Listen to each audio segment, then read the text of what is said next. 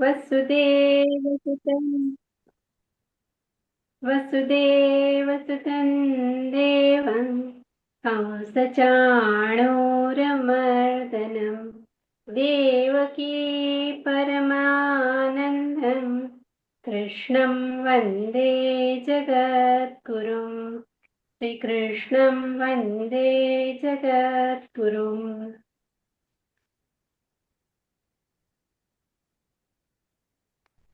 चलिए 11वां श्लोक पद्मावती दीदी। जय श्री कृष्ण। जैसे हम देख रहे हैं कि पहले अध्याय में अर्जुन बहुत दुख हो जाते हैं, मोह आ जाता है शरीर को लेकर। अपना समझने से जो अपना जो संबंध नहीं है उसको संबंध मान लेते हैं, उसके वजह से वो रिश्तेदार देखते हुए अपना स्वधर्म को भूल जाते हैं और कहते हैं कि मैं अभी युद्ध नहीं करूंगा। और दूसरे अध्याय में भी पहले वो बोलते हैं कि मैं आपका शिष्य स्तेहम शादिमाम त्वाम प्रपन्नम, मैं आपका शिष्य हूँ, मुझे जो मेरे लिए श्रेयस है वो बताना। लेकिन फिर भी लास्ट में वो क्या करता है, मैं अभी युद्ध नहीं करूंगा, ऐसे बोल देते हैं। तभी श्री कृष्ण भगवान उनको और हम सारे सब लोगों को, ये जो युद्ध हो रहा है वो सिर्फ युद्ध भूमि पर जो हो रहा है महाभारत से वो नहीं है, जो हमारे अंदर ही हमेशा का जो द्वंद्व का जो युद्ध होता रहता है, करूं ना करूं, इससे दुख हूं इससे दुख नहीं, शरीर का जो हम करते हैं, शरीर को ही हम अपना आत्मा समझते हैं। इसके वजह से ये माना हुआ संबंध की वजह से जो भी तकलीफ आ रही है उससे हमको निवृत्त करने के लिए भगवान श्री कृष्ण ने अर्जुन को निमित्त बनाकर हम सबको दे रहे। तो 11वां चैप्टर से भगवान गीतोपदेश का शुरुआत करते हैं। तो हम श्लोक देखते हैं कि भगवान वाच अशोचानन्वशोचस्त्वं प्रज्ञावादाश्च भाषसे गतासु न गतासूंश्च नानुशोचन्ति पंडिताः। अब यहाँ पे भगवान त्वम त्वम में तुम, वो अर्जुन को संबोधित करके बोलते हैं अशोच्यान, जिन कारण से जिनके बारे में शोक नहीं करना चाहिए, अन्न शोचा, तुम दुख करते हो, और प्रज्ञावादान, लेकिन पंडितों के जैसा तुम बात कर रहे हो, इससे पाप हो जाएगा उससे पाप हो जाएगा, ये मुझे पता है, स्त्रियों का दूषित हो जाएगा, इतना सारा वर्ण संकर हो जाएगा, तुम तो इतने पंडित करके ज्ञानवान करके बात कर रहे हो। और एक्चुअली क्या है, पंडित लोग जो गए हुए हैं और जो आने वाले हैं, जो घटने वाले हैं और जो अभी है, किसी के लिए भी शोक नहीं करते। अभी यहाँ पे भगवान को ये बात समझाना है कि अर्जुन को कि ये जो संसार मात्र में जो भी है, सत असत, ये दोनों को हमें विवेक बुद्धि से जानना चाहिए। तो सत क्या है और असत क्या है, शरीर हमेशा चेंज होते जा रहा है, इसके वजह से वो नाशवान ही है। हम बच्चे हैं फिर बड़े होते हैं बूढ़े होते हैं, ऐसे फिर कोई भी वस्तु, जो भी सांसारिक वस्तु है वो आज है कल नहीं है। जो अपना सूरज उगता है वो डूब जाता है लेकिन वापस उग जाता है, लेकिन आता है तो जाता ही है। तो इस तरह भगवान का कहना है कि जो आता है और जाता है वो नित्य नहीं है, तो उसके लिए तुमको शोक बिल्कुल नहीं करना चाहिए। और जो भी हम भोगते हैं, जो भी जन्म है, जो भी हम भोगते हैं और जो भी मरण है, सब हमारे प्रारब्ध के अनुसार ही होता है और वो कालचक्र के हिसाब से ही होता है। तो तुम्हें दुख नहीं करना चाहिए। तुम तो बड़े बड़े पंडिताई के बातें कर रहे हो कि ये करने से पाप होगा, ये करने से मेरे पूर्वज को पानी नहीं मिलेगी, खाना नहीं मिलेगा, मेरे पितृ को बहुत तंग हो जाएगा। तो ये सब तुम पंडित के जैसे बोल रहे हो, लेकिन पंडित लोग शोक नहीं करते ऐसे, इसमें तो कुल का नाश होगा। ये सब तुमको जो मन में आ रहा है ये सब अज्ञान के वजह से, माना हुआ संबंध के वजह से ही होता है। और अगर हम वो क्यों क्या कहते हैं भगवान, अगर जो गए हैं ना उनके लिए अगर हम शोक करेंगे रोएंगे तो ये कफ पित्त जो भी आंसू आती है ना वो उनको पीना पड़ता है, उनको जबरदस्ती पीना पड़ता है, उनको उसमें कोई रुचि नहीं, लेकिन हम रोके उनको वही देते तो इसके लिए उनके लिए रोना नहीं है। और अभी जो है उनको तो पालन पोषण ही करना है, उनका देखभाल करना है आपको, तो उसके लिए क्यों शोक करना है। तो ये बात भगवान उनको स्पष्ट रूप से बता रहे कि जिन जो गए हुए हैं उनके लिए तुम्हें रोना नहीं है, और जो है उनको भी तुम क्यों रोते हो, क्योंकि किसी को तुम मार नहीं सकते हो, किसी को कोई भी तुम्हें भी मार नहीं सकता। जब तक तुम्हारा काल चक्र है किस वजह से हो रहा है, सब भगवान जो सबसे सुप्रीम है उनका ही वजह से हो रहा है, परमात्मा की वजह से हो रहा है, तुम्हारे से कुछ नहीं हो रहा है। ये समझाने के लिए भगवान बोलते कि जो गया उसके लिए रोना नहीं हो, आया जो अभी है उसके लिए भी तुम शोक नहीं करना है। और पंडिता पंडा, पंडा कौन है, पंडा जो विवेक बुद्धि से सत्य और असत को बराबर समझते हैं, तो बरा उसको स्पष्ट से जब समझते हैं तो शोक नहीं करते। जो गया तो भी वो बोलते हैं, वो समझते हैं कि ये नाशवान वस्तु है, इसके लिए ये नाश होने वाला ही है, तो इसके लिए दुख करके कोई जरूरी नहीं है और कोई फायदा भी नहीं है। तुमको वापस तो हम रोने से कोई वापस आने वाला नहीं है, मृत शरीर उठकर तो नहीं आने वाला है। और असत को सत्य मान लेने से ही शोक होता है।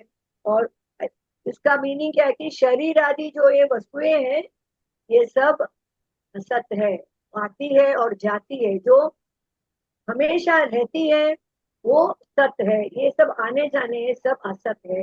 ये समझकर पंडित लोग समझ लेते हैं। तुम तो बड़े पंडित जैसे बात कर रहे हो अर्जुन, लेकिन जिसके लिए जो शोक करना और नहीं करना ये पंडित लोग जानते हैं, तो वैसा करना चाहिए। तो यही कृष्ण भगवान हम लोगों को भी यही समझाते हैं, क्योंकि हम भी आजकल बहुत पैसे आते हैं फिर जब वो निकल जाता है तो हम रोते हैं, और कोई बुजुर्ग है जो भी है तो हम उनको चले जाने से हम बहुत ही शोक करते हैं। तो इस पे से हमें भगवान श्री कृष्ण सिर्फ अर्जुन के लिए नहीं, हम सब मानव जाति के लिए ही वो ये हम लोगों को उपदेश देने शुरू किए। जय श्री कृष्ण। थैंक यू दीदी। जय श्री कृष्ण। चलिए 12वां श्लोक। बहुत बहुत सुंदर आपने बताया, सरल भाषा में हाँ बहुत ही सुंदर। दीदी, मैं कुछ पूछूं क्या? हाँ हाँ, पूछिए पूछिए। हाँ दीदी, पद्मावती दीदी ने बताया कि जो रोते हैं तो उसको आंसू पीना पड़ता है। ये ये क्या है? मैं बताऊं हाँ हाँ हाँ दीदी, दीदी। आप हाँ बताइए। आप तो बताइए।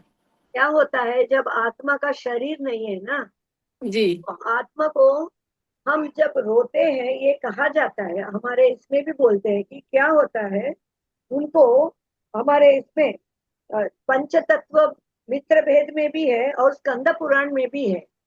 ये हमारे शास्त्रों में लिखा गया है कि ऐसे बोलते हैं कि मृतात्मा के बंधु बांधव भूतल पर जिन आंसुओं को त्याग करते हैं उनके लिए, उन आंसुओं को मृतात्मा परलोक में पीते हैं, ऐसा शास्त्र में कहा गया। और इस पंचतत्व में भी यही कहा गया है कि जो आंसुओं विवश होकर उनको खाना पीना पड़ता है, वो जो आंसू आती है, कफ आती है, जो सर्दी आती है, जो भी आती है बह जाती है उनके साथ में, तब उनको वो आत्मा को वो सटल बॉडी को लेना पड़ता है, ऐसा शास्त्र में कहा है। तो मैंने इसके लिए वो आप लोगों को बताया। दीदी आपने तो बहुत ही अच्छा समझाया, मुझे तो बिल्कुल ऐसा लग रहा था कि जैसे हम कहीं प्रवचन में बैठे। थैंक यू दीदी, बहुत ही अच्छा बताया हम आप। लोग ना जिधर भी अभी हमें इतना थोड़ा समझने पर ना हम लोगों को बोल सकते कि भगवान का नाम लेते जाओ, रोना नहीं, रोना नहीं, भगवान का नाम, जब भगवान का नाम लेते जाते ना तो आत्मा को भी वो शांति मिलती है, तो ऐसा कहा जाता है। Thank you. जय श्री कृष्ण। दीदी जय श्री कृष्ण। 12वां मंजू दीदी, आपका ये है ना टर्न? मेरा दीदी। आपका 12वां श्लोक है ना? मेरा 13वां बताया था दीदी। कोई मंजू और मंजूलता सिंह अलग अलग हैं क्या? अच्छा, नहीं, हाँ, मंजू गर्ग जी। जी मैं हाँ मंजू हाँ। गर्ग हूँ। हाँ जी, बोलिए दीदी, 12वां श्लोक। जी। न त्वेवाहं जातु नासं न त्वं नेमे जनाधिपाः न चैव न भविष्यामः सर्वे वै मतः परम्। किसी काल में मैं नहीं था और तू नहीं था, तथा ये राजा लोग नहीं थे, यह बात भी नहीं है। और इसके बाद भविष्य में मैं, तू और राजा लोग हम सभी नहीं रहेंगे, यह बात भी नहीं है। मनुष्य मात्र मैं हूँ, इस रूप में अपनी एक सत्ता का अनुभव होता है। अहं जातु नासं न त्वं नेमे जनाधिपाः न चैव न भविष्यामः सर्वे वयमतः परम्। न तो ऐसा ही है कि मैं किसी काल में नहीं था और तू भी नहीं था, अथवा ये राजा लोग नहीं थे। ऐसा ही है, इसके आगे हम सब भी नहीं रहेंगे। तो भगवान कह रहे कि हम हम तो क्या है, जब शरीर से है, लेकिन हमारी जो आत्मा स्वरूप है वो तो नित्य है, वो कालातीत है, वो किसी भी प्रकार से वह अपने अपने स्वरूप को मानने में आती है। कारण कारण शरीर से क्या होता है, जन्म होता है, मृत्यु होता है, और जन्म मृत्यु का हमें अनुभव होता है। और ये जो संसार है, संसार में हमारा जो शरीर है, आए हैं, तो ये शरीर में भी 6 प्रकार के परिवर्तन होते हैं। जैसे जन्म होता है, विकास होता है, फिर पोषण होता है, यानी एक वस्तु से दूसरे वस्तु में उसका निर्माण होता है। जैसे सूक्ष्म शरीर, और अंत में क्या होता है कि उसका, या हमारे शरीर का क्षय हो जाता है, यानी हम मृत्यु को प्राप्त हो जाते हैं। तो ये परिवर्तन इतने तेजी से होते हैं कि हमें पता ही नहीं चलता। जैसे हम बालपन में रहते हैं तो हमें लगता है कि हम तो ऐसे ही रहेंगे, हम तो युवा होंगे नहीं। और जब युवा होते तो इतनी खुशी होती है, ऐसे लगता है कि हम तो अब युवा ही रहेंगे, हम हम हम अब आगे हम वृद्ध नहीं होंगे। लेकिन वो वृद्धावस्था भी इतनी जल्दी आ जाती है कि वृद्धावस्था होती, बड़ी उम्र होती है, लेकिन वृद्धावस्था में बहुत दुख होता है। दुख होते हैं, शरीर शरीर क्षीण होने लग जाता है, शरीर में कई प्रकार की बीमारी भी आ जाती है। तो वो सारे दुख दर्द झेलने पड़ते हैं। लेकिन ये इस प्रकार का ये परिवर्तन होता है ना, तो ये स्थिर और हमें ये प्रत्यक्ष दिखाई देता है। प्रत्यक्ष दिखाई देता है, लेकिन ये तो शरीर का परिवर्तन हुआ। लेकिन मेरे जो आत्म स्वरूप है, मेरी जो आत्मा, इसमें कोई क्षय नहीं होता। वह जो की तो रहता, ना उसमें बालावस्था है, ना युवावस्था है, ना वृद्धावस्था है। वह जो की तो रहता है, तो उसकी सत्ता सदा ही रहती है, उसकी सत्ता एक से ही रहती है। लेकिन और इसकी सत्ता से ही, और ये आत्मा की सत्ता से ही हमारी सत्ता सत्ता प्रतीत होती है। तो ये जो शरीर को हम जानने वाले हैं, ये कहूँ तो हमारी आत्मा की और भगवान की एकता हो जाती है। और तो ये मृत्यु तो संभव है, लेकिन आत्मा की कभी कोई मृत्यु नहीं होती है। इस प्रकार से भगवान कहते हैं कि तू इस प्रकार के, तू जो शोक कर रहा है और कर रहा है, लेकिन किसके लिए? क्या शरीर के लिए? शरीर तो मरने ही वाला है, शरीर तो स्थिर नहीं है, जाएगा ही। फिर तू ये सब क्यों सोच रहा है? ये सोचना कोई ठीक बात नहीं है। तो तू तो आत्मा स्वरूप है, लेकिन अपने आप को शरीर मान रहा है। मैं मर जाऊंगा, या ये मेरे बंधु भाई सब मर जाएंगे, ये ऐसा तू क्यों सोचता है? तो इस प्रकार भगवान अर्जुन को समझाते हैं कि तू सोच मत कर, सोच करने से कुछ नहीं होगा। क्योंकि ये भी एक प्रकार का रोग ही है। बालावस्था का हो, युवावस्था का हो, या वृद्धावस्था का हो, यहाँ तो जाने ही वाली है। और और अंत तो हमारा निश्चित है, क्योंकि हम शरीर ही तो है नहीं। नाश शरीर ही का नहीं होता, शरीर का तो नाश होना पक्की बात है कि शरीर का नाश होगा, और ये सब होना ही है। इसलिए तू किस बात का सोच कर रहा है, ये भगवान अर्जुन को समझाते हैं। जय श्री कृष्ण दीदी।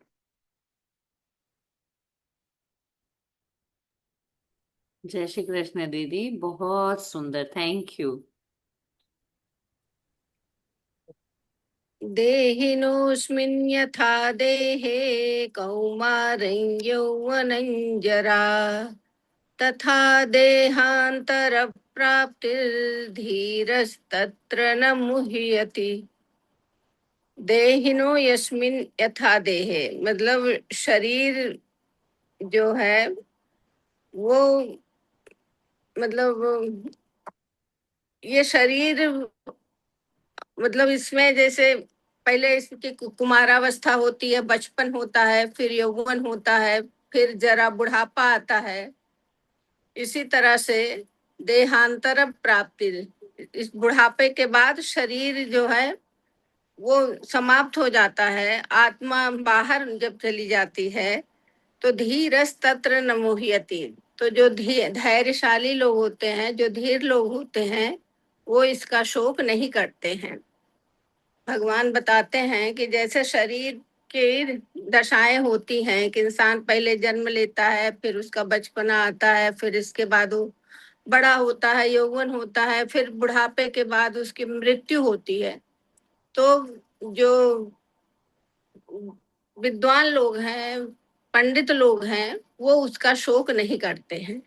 और वैसे भी भीष्म पितामह, द्रोणाचार्य, ये लोग बहुत ही आध्यात्मिक लोग हैं। अगर इनकी मृत्यु भी आती है तो ये एक तरह से भगवान के संपर्क में ही रहेंगे, भगवान के सानिध्य में ही रहेंगे। तो अगर ये शरीर इनका छूट भी जाता है तो ये आत्मा तो मरनी नहीं है, ये भगवान के सानिध्य में ही रहेंगे, इसलिए इनका शोक करने का तो कोई मतलब ही नहीं होता। और बाकी सगे संबंधी जो हैं, सबको शरीर छोड़ने के बाद आत्मा सबकी जीवित रहनी है, और सभी अपने अपने कर्मों के हिसाब से नए शरीर में नए, मतलब नया पुनर्जन्म पाएंगे। तो इसलिए इनके लिए शोक करने का कोई कारण नहीं बनता, भगवान ऐसा बताते। स्पर्शात् कौन्तेय शीतोष्ण सुख दुःखदा आगमापायिनो नित्या शांतितिक्षस्व भारत। इसमें भगवान अर्जुन से कहते हैं कि हे अर्जुन, मात स्पर्शास कौन्तेय, मात्रा का मतलब जिस चीज से हम नाप तोल करते, जैसे हमारी इंद्रिया, हमारे अंतःकरण, और इससे वो कहते हैं कि हे अर्जुन, गर्मी सर्दी सुख दुख देने वाले ये इंद्रियां जो है, इनकी विषय भोगों से तेरे को अपने को दूर रखना है, तेरे को इसको सहन करना है, क्योंकि ये सुख दुख तो हमेशा जीवन में लगे ही रहेंगे। यहाँ पे शीत को उन्हें अनुकूल स्थिति से लिया है और उष्ण को उन्होंने प्रतिकूल स्थिति से लिया गया है। तो बोले ये अनुकूल और प्रतिकूल स्थितियां तो हमारे जीवन में हमेशा आती ही रहेंगी। कोई भी अनुकूल स्थिति आती तो उससे पहले सब कुछ नॉर्मल होता है, फिर वो आ जाती तो हम खुश हो जाते हैं, और कोई भी प्रतिकूल स्थिति आती है तो वो हमको दुखी कर देती है, पर उसके जाने के बाद फिर हम नॉर्मल हो जाते हैं। तो बोले ये तो सब जीवन में आता जाता ही रहेगा, इससे तू अपने को दुखी मत कर, तू इसको सहन करना सीख।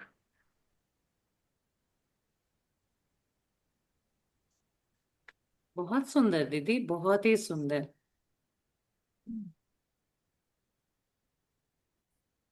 हाँ बोलिए। यहाँ पे जो सहन करना बोलते हैं उसको तितिक्षा कह सकते हैं, और तितिक्षा को चिंता विषाद रहितम ऐसे बोलते हैं। यानी जब हम सहन करते हैं तभी चिंता भी नहीं करना चाहिए उसके बारे में, और विषाद भी। अभी अर्जुन विषाद योग क्यों कहा गया, वो विषाद शब्द का एक है कि बोल बोल के रोना, दूसरे के पास, ये मेरा ऐसा हो गया, क्या करेगा, ये मेरा नसीब है, आज मेरा ऐसा हो गया, भगवान मुझे देखते ही नहीं, वो कुछ सुनते नहीं मेरे बारे में, उनको दिखता नहीं है। मीन्स जो भी हो रहा है ना उसको बोल बोल के, और ये चिंता होती है सिर्फ मन मन में, तो वो डिप्रेस होने वाला आदमी खुद को डिप्रेशन में जाके बाकी लोगों को तंग हो जाता है घर में। और जो बोल बोल के विषाद रो रो के बोलता है, तो वो सुनने वाले को भी बहुत देर के बाद वो नेगेटिव वाइब्रेशन बहुत आ जाती है। तो एक्चुअली सहन कैसा करना है, भगवान कहते हैं कि चिंता विषाद रहितम, यानी चिंता और विषाद दोनों के बिना जो भी प्रतिकूल आता है या अनुकूल आता है सबको सहन करके सहन रहना है, यही कहना है। थैंक यू दीदी, जय श्री कृष्ण। जय श्री कृष्ण, बहुत सुंदर दीदी, थैंक यू। चलिए 15वां श्लोका। 15वां श्लोका है, यम हि न व्यथयन्त्येते पुरुषं पुरुषर्षभ सम दुःख सुखम धीरं सोमृतत्वाय कल्पते। यम मानी वो जो है, वो जिसको हम जानते हैं, न व्यथयन मतलब विचलित नहीं होते, व्यथित नहीं होते हैं। ये ते मानी वो जो मात्रा है, पदार्थ है, उसमें विचलित नहीं होते हैं। पुरुषम पुरुषर्षभ, हाँ यहाँ पुरुष मानी मनुष्य को बोला है।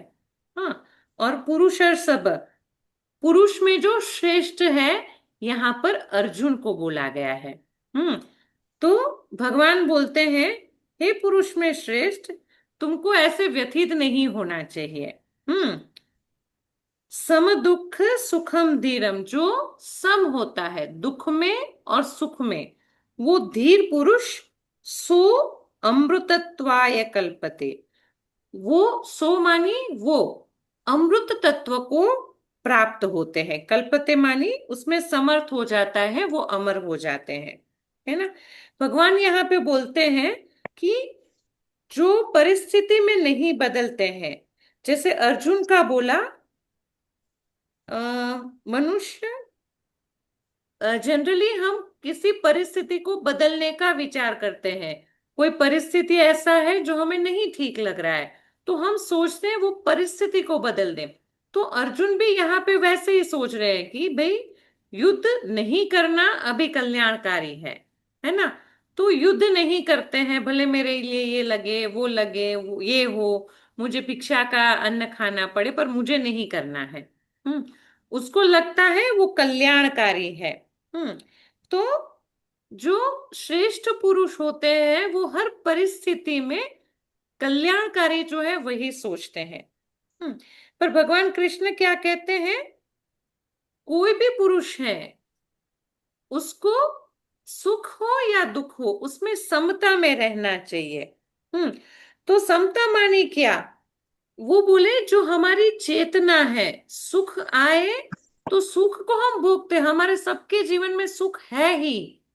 पर उस सुख को जब भोग करते हैं, जैसे कोई आइसक्रीम है, आइसक्रीम हमने एक बार खाया, अच्छा लगा, फिर अगर वही दोबारा खाया, अच्छा लगा, फिर तीसरा लिया, तो उसको भोग कहते हैं। सुख का हम भोग कर रहे हैं। तो सुख का जब हम भोग करते हैं तो सुख की जो रिजल्ट है ना वो हमें मिलता है। अगर हम साक्षी भाव रखते हैं, सिर्फ वो लेते हैं, उसके प्रति सुख या दुख का भाव नहीं होता है, तो उसे धीरवान कहते हैं, उसको धीरज कहते हैं। वैसे ही दुख का है, हाँ कोई तकलीफ आ पड़ी है, जैसा भी दीदी ने कहा ना, विषाद किया, रो रो के बोलना, है ना, तो वो समता नहीं हुई। सम माने क्या, दुख है, दुख को देखो और दुख में से बाहर कैसे निकल सकते हैं। देखो चाहे हंसे या रोए, वो दुख है, वो भोगना तो हमको है ही, पर उसमें से कैसे बाहर निकलना वो जरूरी है। कहीं भी जाना है ना, हमें अनेक रास्ते मिलेंगे। मैं गुजरात हूँ, मुझे गुजरात से अगर दिल्ली जाना है, मुंबई जाना है, तो कई रास्ते मिलेंगे। कोई गांव से अंदर अंदर होके जाता है, हाईवे से जाता है, कहीं और घूम के किसी और स्टेट से होके जाता है। मुझे कहाँ से कैसे जाना है ये मुझ पर है, और मैं जो रास्ता चुनूंगी उस रास्ते पे जो भी आ रहा है वो मुझे भोगना पड़ेगा। अगर मैंने हाईवे वाला लिया तो हाईवे जाम होता है बारिश में। छोटे छोटे गांव वाला रास्ता लिया तो वहां सड़कें ठीक ठीक नहीं होती हैं। अगर दूसरे स्टेट से होके जाती हूँ तो समय ज्यादा लेता है, तो उस जो कुछ है वो मुझे भोगना पड़ेगा। हम्म। बेटर कोई एक रास्ता चुनूं और उसमें साक्षी भाव रहते हैं, उसमें जो भी आ रहा है, जो तकलीफ है सुख है। हाईवे से जाती हूँ तो अच्छी अच्छी होटल खाने को मिलती है ना। तो जो सुख दुख है दोनों में सम रहते हुए अगर आगे चलते हैं तो वो धीरवान होते हैं। और जो धीरवान होते हैं ना, वो अमृत तत्व को प्राप्त होते हैं। मानी मुझे इतना ध्यान में नहीं है, पर अगर मेरी समझ के हिसाब से कहूं, अमृत तत्व मानी आपको कहीं पे कोई तकलीफ आप महसूस नहीं करोगे। मोक्ष जहां पे वर्ड। हो वहां आप कंफर्टेबली रह पाओगे, है ना। तो व्यथित नहीं होना, मानी यहाँ पर एक टोन में भगवान अर्जुन को बोल रहे हो, यार तू व्यथित क्यों हो रहा है, तू तो पुरुषों में श्रेष्ठ है। और पुरुष कौन है? जो समता में धीरज में रहता है वो पुरुष है। ऐसा तू श्रेष्ठ है, फिर तो व्यथित नहीं हो। यस, थैंक यू दीदी। चलिए, प्रेयर, अंतिम प्रेयर कौन करेंगे, पद्मा बहुत दीदी या बढ़िया, हिना? बहुत बढ़िया दीदी। मैं चलिए। बोल रही हूँ। हाँ हाँ दीदी। योगेशं सच्चिदानन्दं वासुदेव व्रजप्रियं धर्म संस्थापकं वीरं कृष्णं वन्दे जगद्गुरुं। श्री कृष्णं वन्दे जगद्गुरुं। जय श्री कृष्णा दीदी। जय श्री जय श्री कृष्ण। कृष्ण दीदी, जय श्री ओम कृष्ण, श्री सभी को जय श्री जय श्री कृष्ण। कृष्णार्पणमस्तु। जय श्री कृष्ण। जय श्री कृष्ण। सबको जय श्री कृष्ण। पायल